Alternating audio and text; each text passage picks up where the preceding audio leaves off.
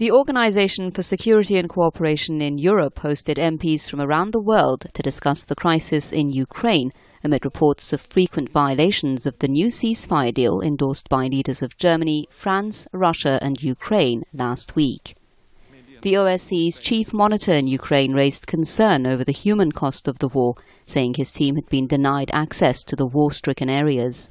Our mission once more saw a deeply worrying upsurge in fighting and fierce battles, especially for control of Donetsk airport and the Belchova.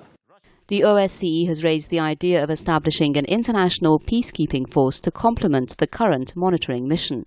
What all OSCE representatives agree on is the need for the full implementation of the Minsk agreement.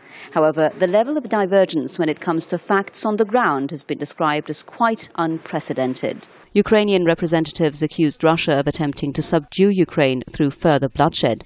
Demonstrators gathered outside the OSCE building made similar claims.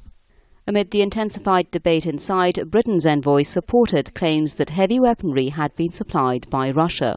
We have said that at this stage we're not considering supplying defensive weapons, but like all other nations, we reserve the right to consider that at some stage in the future.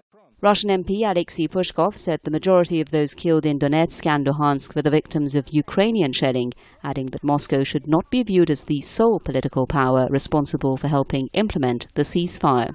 Kiev has started an aggression against the part of Ukraine in the east, which did not go along with the new powers after the so-called revolution in Kiev, Maidan revolution. What started as a political conflict and quickly turned into a military crisis has now evolved into a humanitarian catastrophe. Unless a ceasefire is put into actual effect and heavy weapons are withdrawn from conflict zones, things are set to get worse.